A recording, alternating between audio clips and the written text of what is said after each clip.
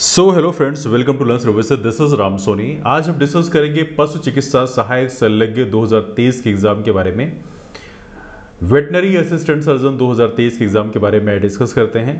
आज का नोटिफिकेशन है 8 जुलाई 2023 का नोटिफिकेशन है। यहाँ पर एक महत्वपूर्ण इन्फॉर्मेशन दी हुई है कि आज जो आपका एग्ज़ाम है वो होगा 10/9/2023 को, मतलब 10 सितंबर 2023 को एग्ज़ाम होने वाला है। तकरीबन ले दे के 2 महीने का टाइम आपके पास में है, तो आप जो भी तैयारी करेंगे इस 2 महीने के ड्यूरेशन में ही आपको करना होगा। तो आज कुछ महत्वपूर्ण चीज़ों को डिस्कस करेंगे। एक तो आपका एग्जाम स्कीम और सिलेबस आपके सामने दिया हुआ है, तो यहाँ पे कुछ बेसिक चीज़ों को समझने का प्रयास करेंगे कि आपको एग्जाम में किस तरह से अप्रोच रखना चाहिए। वो देखिए, यहाँ पर पहले तो सिलेबस हम देख लेते हैं। सिलेबस में एक ओवरव्यू ले लेते हैं। देखिए, सिलेबस में पहली बात तो 2 पार्ट हैं, पार्ट ए और पार्ट बी। पार्ट ए की बात करें, यहाँ पर मध्य प्रदेश, राष्ट्रीय एवं अंतर्राष्ट्रीय स्तर का सामान्य ज्ञान एवं कंप्यूटर का आधारभूत ज्ञान, ये लिखा हुआ है टॉपिक में। इसमें देखा जाए तो कुल मिला के 5 यूनिट्स हैं। अभी हम देखेंगे सिलेबस में क्या क्या लिखा हुआ है, लेकिन कुल मिला के 5 यूनिट्स हैं और हर एक यूनिट से तकरीबन 10 क्वेश्चन पूछे जाते हैं। तो कुल मिला के ये हो गए 50 क्वेश्चन। तो पार्ट ए से जो कि एक जीएस का पोर्शन आप कह सकते हैं, जिसमें मेजर पोर्शन मध्य प्रदेश का है। इससे मध्य प्रदेश की इतिहास है, हिस्ट्री, पॉलिटी, ज्योग्राफी, इकोनॉमी, ये सारी चीज़ें पूछी जाएंगी मध्य प्रदेश की। अपार्ट फ्रॉम दैट जो इन्फॉर्मेशन कम्युनिकेशन टेक्नोलॉजी है, कंप्यूटर का आधारभूत ज्ञान जो लिखा हुआ है, वहाँ से क्वेश्चन बनेगा। और एक टॉपिक रहेगा आपका करंट अफेयर का। करंट अफेयर में आपका नेशनल इंटरनेशनल करंट अफेयर तो रहेगा ही, साथ में मध्य प्रदेश का जो करंट अफेयर है उसमें फोकस ज़्यादा रहेगा, है ना। तो ये रहा पार्ट ए का। इसमें 50 क्वेश्चन रहेंगे और 150 नंबर का हो जाएगा, मतलब हर एक क्वेश्चन 3 नंबर का है।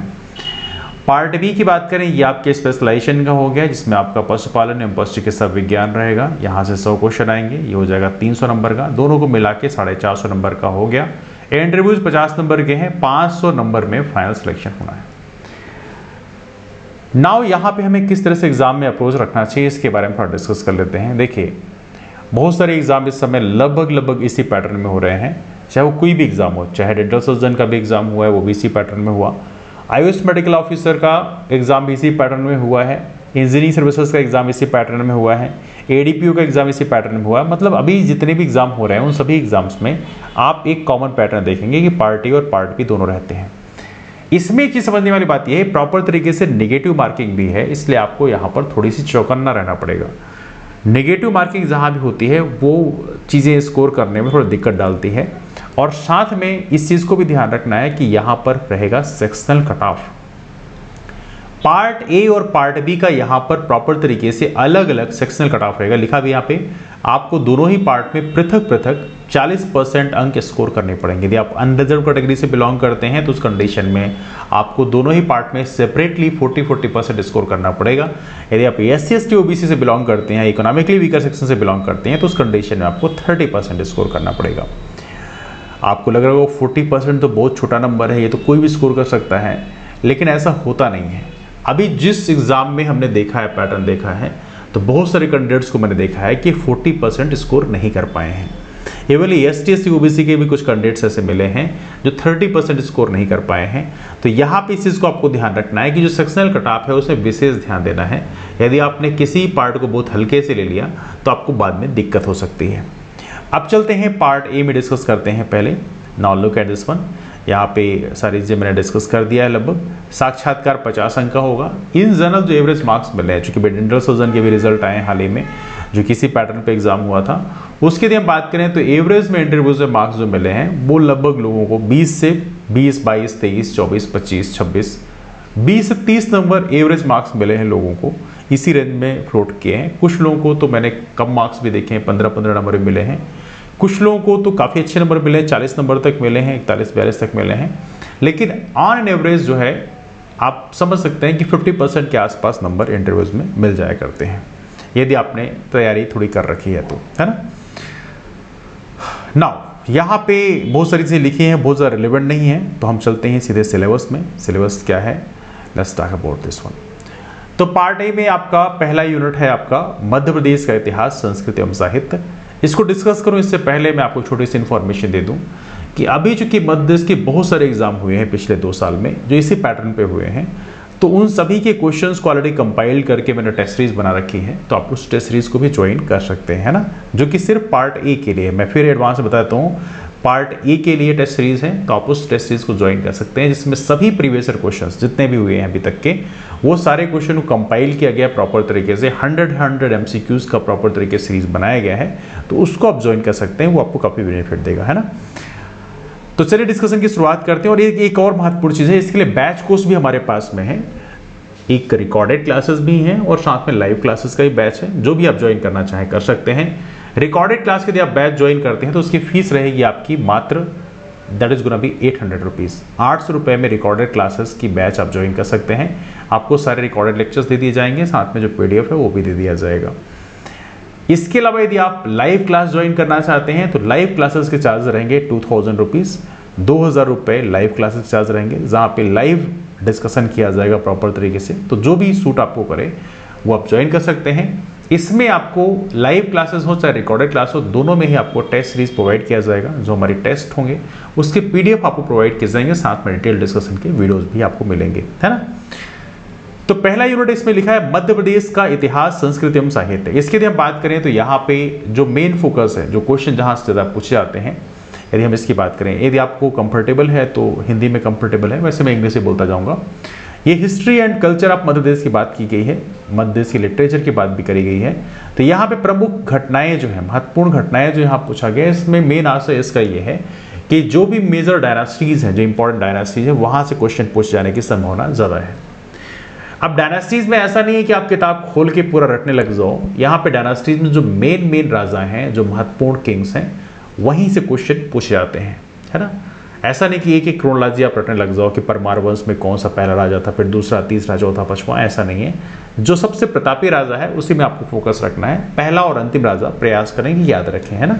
और साथ में कोई इवेंट्स हुए हैं, जैसे कि खजुराहो के यदि हम टेम्पल्स की बात करें तो वहां पे बहुत सारे टेम्पल्स बनवाए गए अलग अलग राजाओं के द्वारा। तो कुछ टेम्पल्स बहुत फेमस हैं, तो ऐसे क्वेश्चन भी एग्जाम पूछा सकते हैं कि ये टेम्पल किसके द्वारा बनवाया गया। रानी कमलापति की बात करें, गोंडवंश की रानी हैं और उनका बड़ा नाम चर्चा में है, बिकॉज रानी कमलापति के नाम पे हबीबगंज रेलवे स्टेशन का नाम बदल के रानी कमलापति रेलवे स्टेशन रख दिया गया। तो ऐसी पर्सनालिटीज के बारे में भी पूछा सकता है, उनके हस्बैंड का नाम क्या था, वो किस क्षेत्र की थी, ये क्वेश्चन आपसे एग्जाम में बन सकता है। तो आमतौर पर आपको प्रयास करना है, दोनों चीजों को स्ट्राइक करना है। राजाओं के जो इंपॉर्टेंट राजा रहे हैं वहां पे आपको देखना है, और साथ में आपको जो भी न्यूज में है, जैसे रानी कमलापति जैसे महत्वपूर्ण नाम न्यूज में है, तो उनके बारे में आपको देखना है। स्वतंत्रता आंदोलन मध्य प्रदेश का योगदान, हिस्ट्री का ही टॉपिक है, मॉडर्न हिस्ट्री आप कह सकते हो, मध्य प्रदेश की मॉडर्न हिस्ट्री।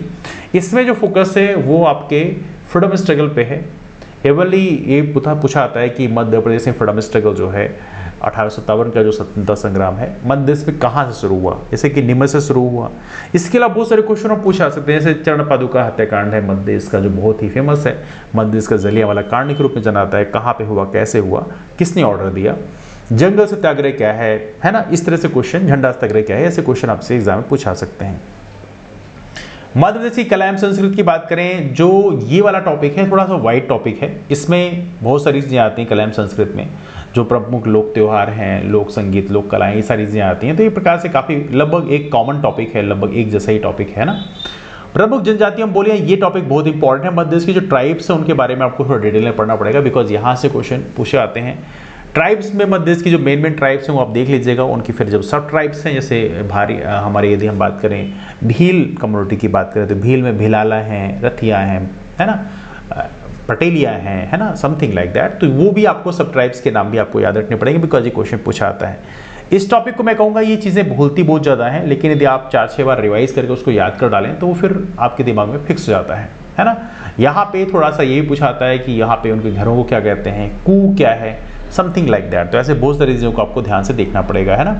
कौन से क्षेत्रों में कौन से ट्राइब्स निवास करते हैं, ऐसे हम गोंड कम्युनिटी की बात करें किस तरह की ट्राइब हैं, ऐसे गोंड कम्युनिटी की बात करें प्रोटोस्लाइट ट्राइब है, भील कम्युनिटी की, है ना। तो ये चीज़ें थोड़ा सा आपको यहाँ पे ध्यान रखनी है कि कौन सा क्या ट्राइब है ना। सॉरी, भील प्रोटोस्लाइड है, गोंड तो द्रविड़न ट्राइब में आता है। इसके बाद यहाँ पर मध्य प्रदेश के प्रमुख साहित्यकार हैं, उनकी रचनाएं। देखो साहित्यकार और रचनाओं में देखो लोक संगीत, लोक कलाएं, ये जरूर इंपॉर्टेंट है, इसको ध्यान से पड़ेगा। ऐसे मध्य प्रदेश में लोक नृत्य की बात करें तो राजकीय लोक नृत्य राई है, और कौन से अंचल का है, ये बुंदेलखंड अंचल का है।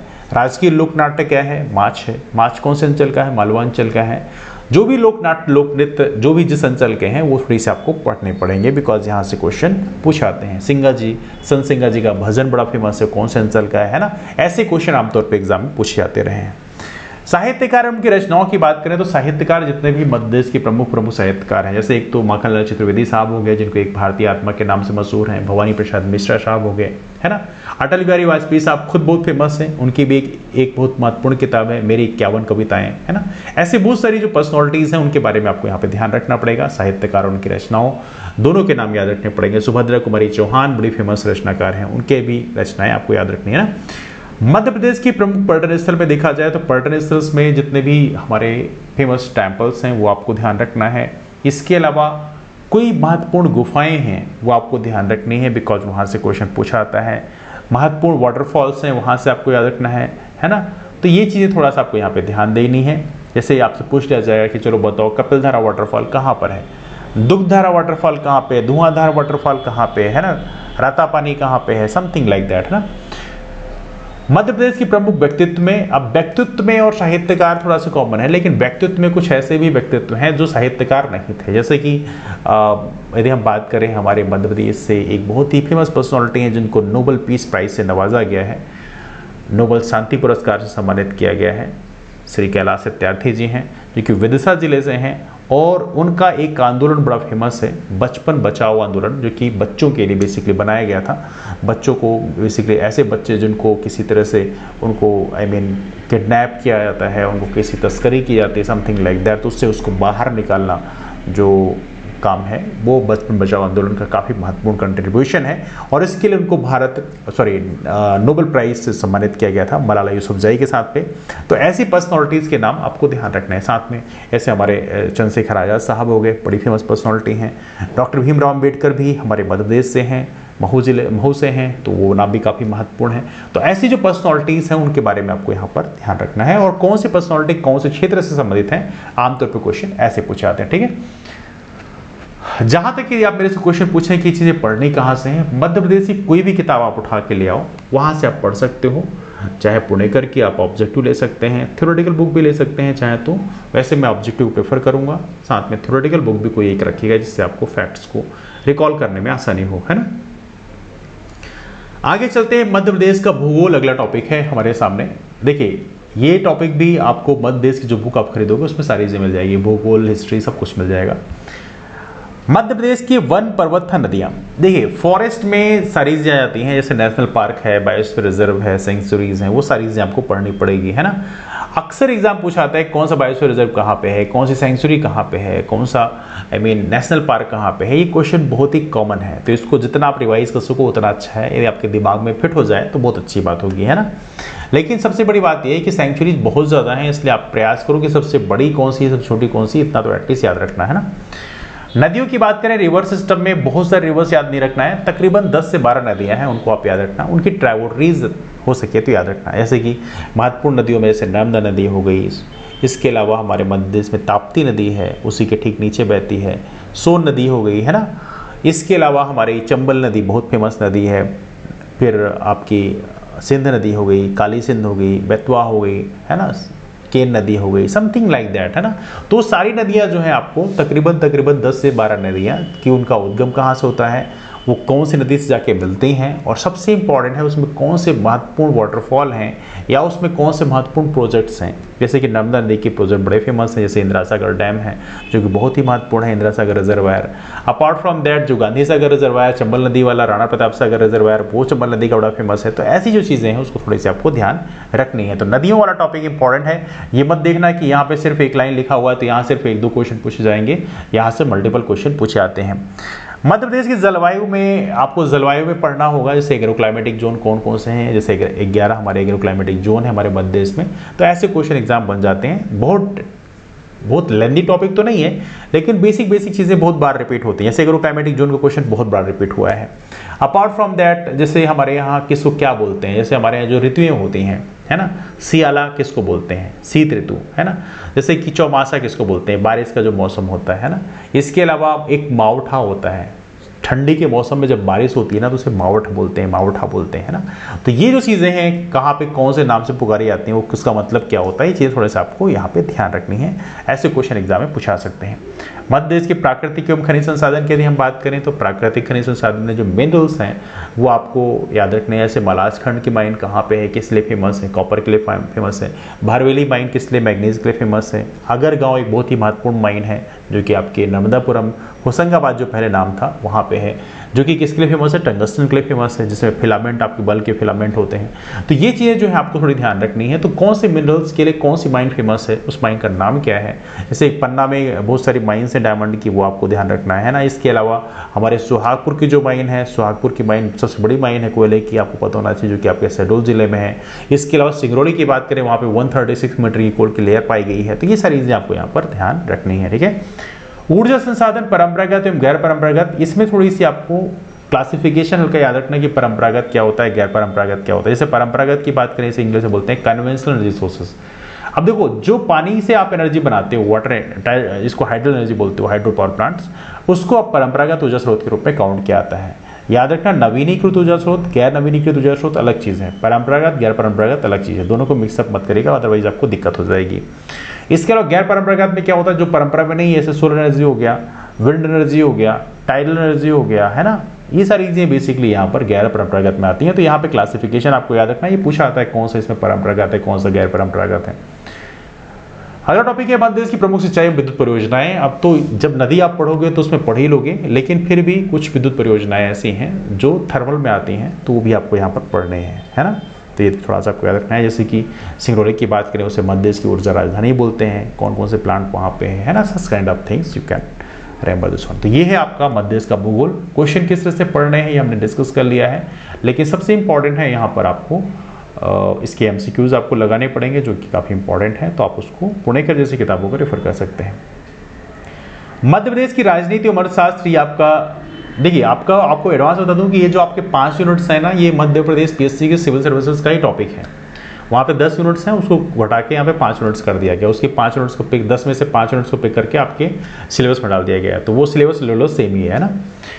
राजनीति अर्थशास्त्र में देखें तो यहाँ पे क्या है, देखो, मध्य देश की राजनीतिक व्यवस्था में राज्यपाल, मंत्रिमंडल, विधानसभा, ये थोड़ा यहाँ पे आर्टिकल वगैरह क्वेश्चन पूछ जाते हैं कई बार।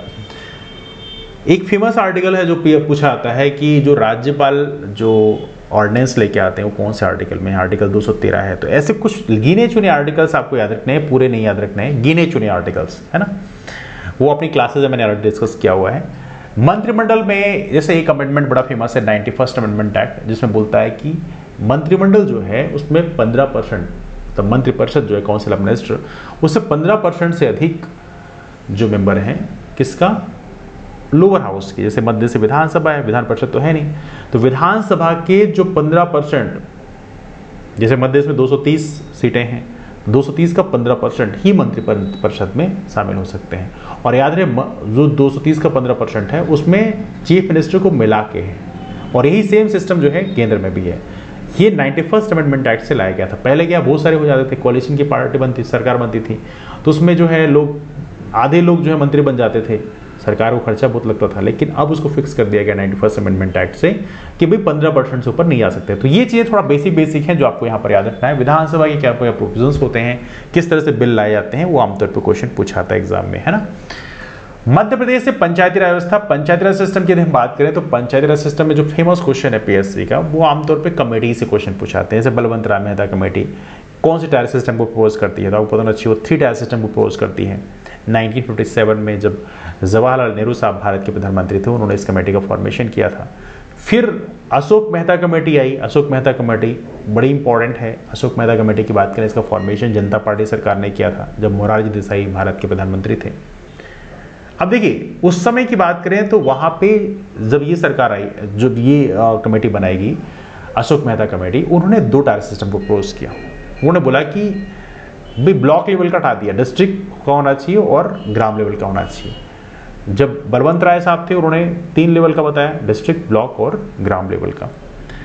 और उसके बाद फिर एक, हालांकि कमेटी बहुत सारी आई, लेकिन LM सिंघवी कमेटी बड़ी फेमस है। LM सिंघवी कमेटी क्या बोलती है, बोलती है कि पंचायती राज सिस्टम को मिलना चाहिए एक संवैधानिक दर्जा, जो की रिकमेंडेशन बड़ी इंपॉर्टेंट थी। और इसका फॉर्मेशन राजीव गांधी का टाइम में किया गया था। तो देखो ये एल एम सिंघवी कमेटी की रिकमेंडेशन बड़ी इंपॉर्टेंट है कि जिसने पहली बार बोला कि पंचायती राज सिस्टम को मिलना चाहिए एक संवैधानिक दर्जा। जब मिलेगा कॉन्स्टिट्यूशनल स्टेटस तो ऑब्वियस बात है इलेक्शन प्रॉपर तरीके से होंगे, प्रॉपर तरीके से फॉर्मेशन किया जाएगा, है ना। तो ये चीज़ थोड़ा सा आपको यहाँ पे याद रखना है। पंचायती राज सिस्टम से एक क्वेश्चन और बड़ा फेमस होता है, जो कि राज्य की जो हमारा फाइनेंस कमीशन है और राज्य का जो इलेक्शन कमीशन है, स्टेट इलेक्शन कमीशन, वहां से क्वेश्चन अक्सर पूछाता है कौन सा आर्टिकल में है। तो राज्य का जो वित्त आयोग वो 2 आर्टिकल में डिस्कस करता है, आर्टिकल 243I और 243Y।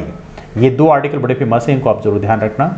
और एक और महत्वपूर्ण याद रखना, जो राज्य का निर्वाचन आयोग है, राज्य निर्वाचन आयोग याद रखना केवल और केवल पंचायत के इलेक्शन कराने के लिए होता है।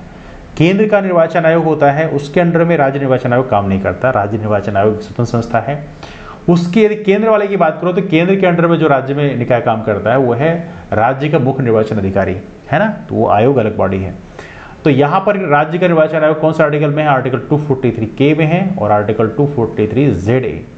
आर्टिकल 243K ग्राम पंचायत में बात करता है, 243ZA जो है शहरी पंचायत की बात करता है। तो कुछ ऐसी क्वेश्चन आपको पे एग्जाम में पूछ ले जाते हैं।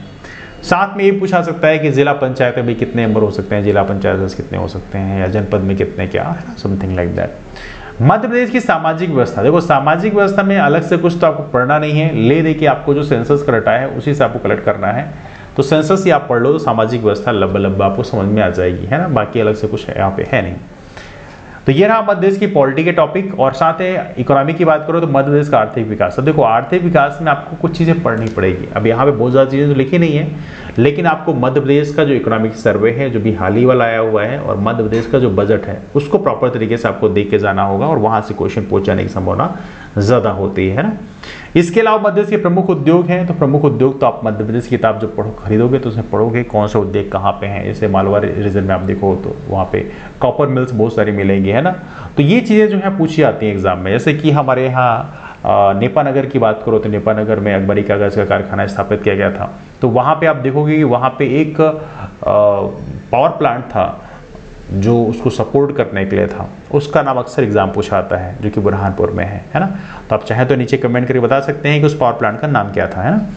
बहुत ही फेमस नाम है और कई बार मैंने डिस्कस किया है क्लास में। अपार्ट फ्रॉम दैट और भी जो भी इस तरह के उद्योग हैं वहाँ से क्वेश्चन एग्जाम में बनते ही बनते हैं। और लास्ट है मध्य प्रदेश में कृषि एवं कृषि आधारित उद्योग। तो कृषि में रबी खरीफ क्या होता है हल्का सा आप याद रखना, और साथ में कृषि बेस्ड जो इंडस्ट्रीज हैं। अब यहाँ पे क्वेश्चन ऐसे बेसिक से ही बनते हैं, बहुत हाई फाई क्वेश्चन तो नहीं बनते, लेकिन ये थोड़ा सा डाटा आपकी इकोनॉमिक सर्वे से लिया सकता है कि कृषि का कितना कंट्रीब्यूशन है हमारी जीडीपी में, है ना। तो इस तरह से क्वेश्चन आमतौर पर बन जाते हैं। उद्योग की बात करो तो कृषि आधारित उद्योग में ऐसे फूड प्रोसेसिंग इंडस्ट्रीज जो हैं अलग अलग कैसे काम करती हैं, उसके लिए क्या क्या नियम बने हैं, थोड़ा हल्का वो देख के जाएगा दर्शक। तो ये रहा आपका मध्य प्रदेश का राजनीति और अर्थशास्त्र। तो ये भी टॉपिक आपको कहाँ से करना है, ये सारी चीज़ें आपको मिल जाएगी। हालांकि कुछ चीज़ें आपको सारी चीज़ें आपको हो सकता है मध्य प्रदेश की किताब में ना मिले, तो थोड़ी सी आपको यहाँ पर लक्ष्मीकांत जैसी किताबों को रेफर करना पड़ सकता है। हालांकि वो मैंने ऑलरेडी कंपाइल कर रखा है, तो आपको बहुत ज़्यादा यहाँ में भटकने की जरूरत नहीं होगी। अगला यूनिट है आपका 4th यूनिट। ये बोलता है अंतर्राष्ट्रीय राष्ट्रीय मध्य प्रदेश की महत्वपूर्ण समसामयिक घटनाएं। ये करंट अफेयर की बात करता है। ऐसे महत्वपूर्ण समसामयिक घटनाएं जो भी करंट अफेयर्स हैं वो आपको पढ़ने पड़ेंगे। इसके लिए आप स्पीडी जैसी किताबों को रेफर कर सकते हैं। स्पीडी जैसी किताब पतली किताबें हैं, वो उसको आप रेफर कर सकते हैं। मध्य प्रदेश के लिए एग्जाम पीडिया की एक बुक आती है, पतली सी आती है, उसको आप रेफर कर सकते हैं, है ना। देश में प्रदेश की प्रमुख खेल प्रतियोगिताएं, पुरस्कार तथा खेल संस्थाएं, मध्य से राज्य की प्रमुख जन कल्याणकारी योजनाएं। जन कल्याणकारी योजनाएं यहाँ से क्वेश्चन एग्जाम में बनते हैं अक्सर खूब सारे।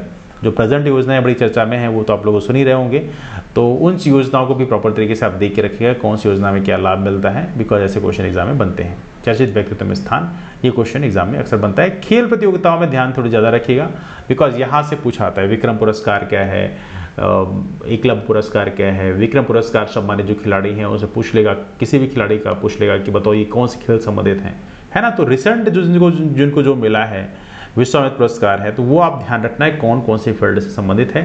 ऐसे क्वेश्चन एग्जाम में अक्सर पूछाते हैं। तो यहाँ पे 2 किताबें रेफर कर सकते हैं, स्पीडी और एग्जामपीडिया। स्पीडी जो है ये नेशनल इंटरनेशनल कवर करेगा, पतली सी किताब है। एग्जामपीडिया पतली सी किताब है, मध्य प्रदेश कवर करेगा, मध्य प्रदेश करंट अफेयर, है ना।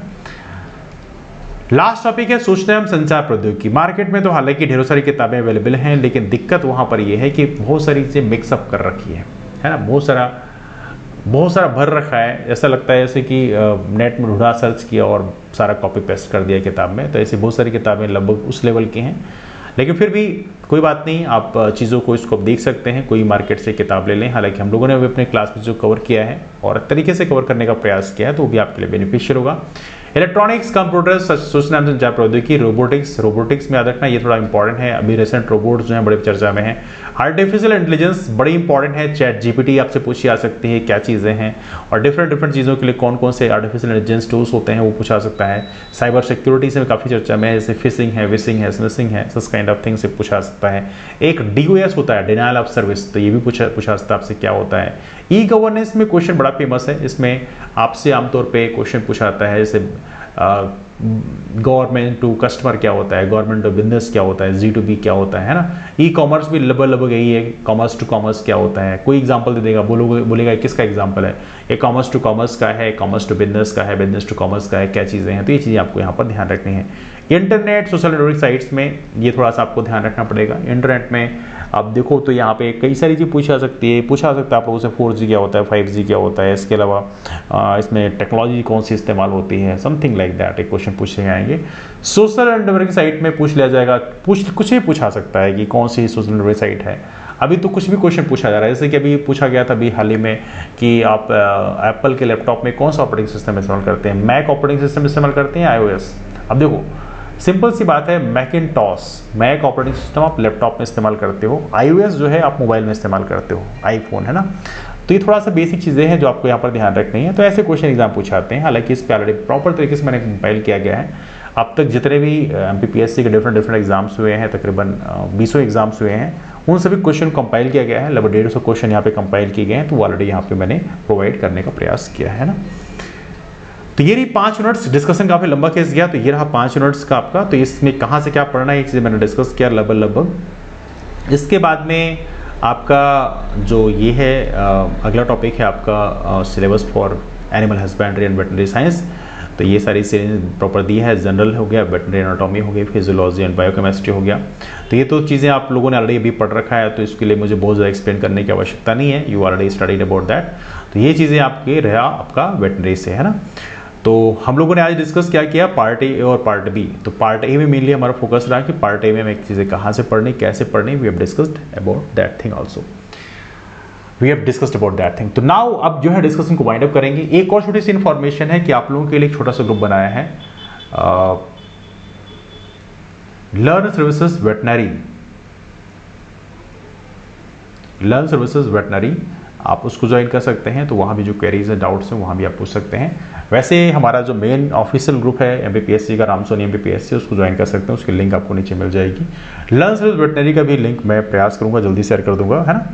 तो चलिए मुलाकात करते हैं आप लोगों से अगले वीडियो में। जो भी डाउट्स हैं, क्वेरीज हैं, आप पूछ सकते हैं। बैच कोर्स से आप ज्वाइन करना चाहते हैं तो बैच कोर्स ज्वाइन करने के लिए आप कॉल कर सकते हैं, नंबर है 8826033084।